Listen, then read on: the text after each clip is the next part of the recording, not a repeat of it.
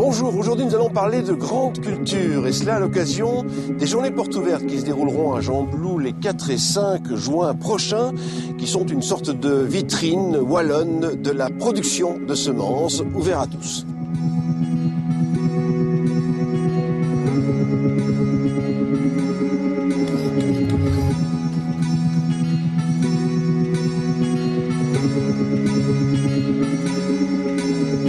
Et aujourd'hui, nous irons aussi en laboratoire voir comment on sélectionne, comment on teste et qu'on certifie les céréales.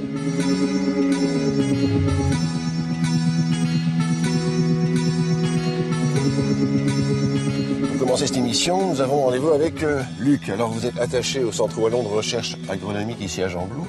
Et c'est une parcelle d'essai ici dans laquelle on se trouve. Disons que c'est un ensemble de parcelles d'essai, c'est un champ d'essai tel qu'il y en a dans d'autres régions ici en Belgique. Et ces essais servent surtout à l'étude variétale, l'étude des caractéristiques des différentes variétés de céréales, de froment ici, mais aussi des scourgeons et d'autres plantes.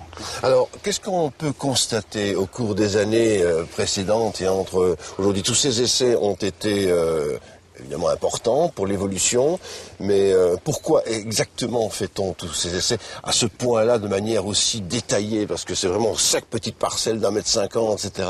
Mais disons que chaque petite parcelle, c'est des petits champs d'essai, donc chaque parcelle est, disons, dévolue à une variété bien définie, bien étiquetée, et on essaie de déterminer les caractéristiques variétales importantes. Ce sont des caractéristiques que les fermiers vont utiliser d'ailleurs pour leur technique culturelle ultérieure. Alors ce sont en fait quoi? Ce sont des essais qui viennent avec, je sais pas moi, des semences venant de l'extérieur. Ce sont des croisements. Comment est-ce que ça se passe? Disons qu'ici on est déjà dans un stade final puisque ces variétés sont disponibles pour les agriculteurs. Donc les agriculteurs peuvent disposer de ces semences dans leur semoir au moment du semis, disons en automne. Quels sont les rendements qu'on a pu constater, l'évolution des rendements qu'on a pu constater? Mais disons que les rendements des blés ont augmenté depuis, disons, 1950 de façon assez importante. Et la plus grande part de cette augmentation de rendement est due au progrès génétique. Donc ces variétés sont plus productives en tout cas que celles qu'on a connues au début de la motorisation et du développement de l'agriculture moderne. Il faut aussi entretenir la terre. Est-ce que ça veut dire qu'un meilleur rendement pompe davantage aussi à la terre? Disons qu'un meilleur rendement utilise davantage les possibilités offertes par la nature. Ce qui est dans le sol n'épuise pas le sol, mais utilise le maximum de ce que le sol naturellement fournit. Donc il faut tenir compte évidemment des capacités du sol et des spécificités du sol avant de mettre n'importe quelle variété en culture. Mais chaque variété est adaptée à un terroir donné. C'est d'ailleurs ça, l'étude de ces variétés, de savoir si telle variété est plus adaptée à des sols limoneux ou à des sols un peu plus froids du contrôle. Alors si vous voulez en savoir davantage, eh bien sachez que le Centre Wallon de Recherche Agronomique organise en collaboration avec la PAC-W des journées, on peut dire des journées un peu didactiques, des journées d'information, portes ouvertes, je sais pas comment vous appelez ça. Enfin c'est semer le futur. C'est semer le futur. Voilà. Et ça se passera donc les 4 et 5 juin prochains. Oui. C'est destiné à qui, en fait?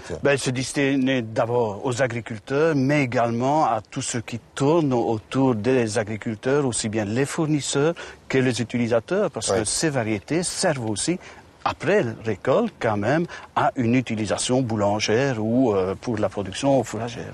Donc il y aura des guides, des personnes qui accompagnent à partir de 10h, 10h30 du matin, pendant ces 2 jours, donc de vendredi et samedi. On a, nous, suivi justement des étudiants qui venaient un petit peu s'informer, et on va les suivre maintenant dans une visite toute particulière avec Marianne Virlet. Début mai, le Centre de recherche agronomique de Gembloux organisait une visite de la première vitrine de céréales pour les écoles wallonnes d'agronomie.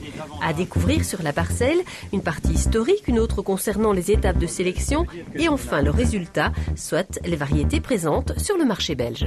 Alors nous avons mis en place ici une plateforme de démonstration du métier de la sélection en céréales à paille. Nous avons eu le souci au sein du conseil de filière de pouvoir donner une information à l'ensemble du secteur agricole et en particulier aux écoles sur ce qu'est le métier de sélectionneur en céréales à paille, qui est un métier qui est souvent mal connu ou méconnu de la plupart des acteurs du monde agricole.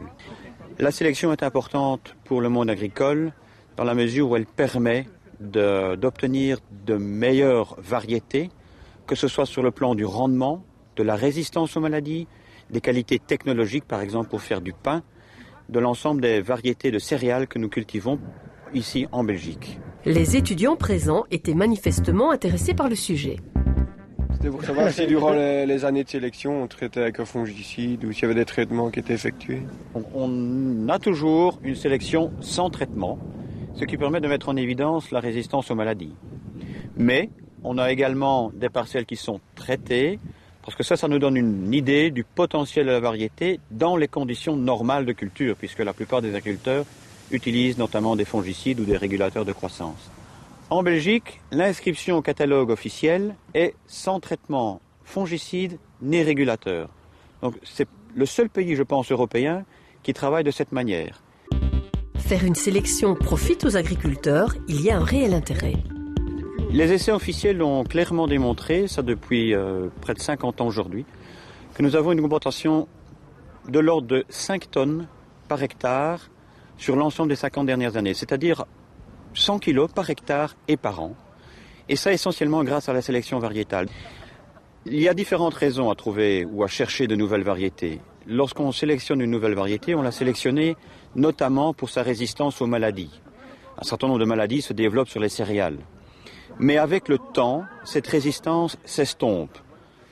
Donc on est obligé de retrouver de nouvelles variétés qui présentent de nouvelles résistances.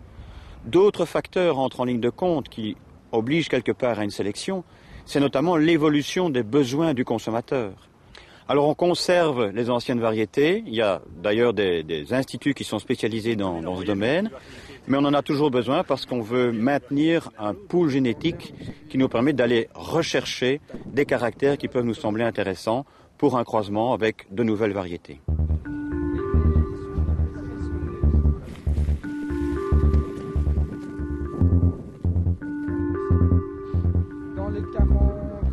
C'est toujours intéressant de les mettre en contact avec la réalité du terrain et aussi d'avoir un avis peut-être extérieur au monde enseignant d'une manière générale. Les acteurs du monde agricole sont extrêmement inquiets par rapport à l'avenir de leur métier. Quand on voit les conditions, les prix actuels, c'est certain qu'il y a de quoi se poser des questions. Alors c'est intéressant toujours d'informer et de se faire connaître. C'est intéressant parce que il y a peut-être parmi les étudiants qui sont là présents de futurs sélectionneurs. Or, comme c'est un métier un peu particulier qui demande des gens très passionnés, eh bien nous sommes toujours intéressés à rencontrer des étudiants qui pourraient partager cette passion. Et puis malgré tout, je pense qu'il est important, quel que soit le métier que l'on fait, de bien se faire connaître. Et dans le secteur agricole aujourd'hui, c'est aussi le rôle du conseil de filière et de la PACW, c'est de faire connaître tous les métiers qui sont présents au sein de cette filière, qui commence, c'est normal en céréales, par la semence.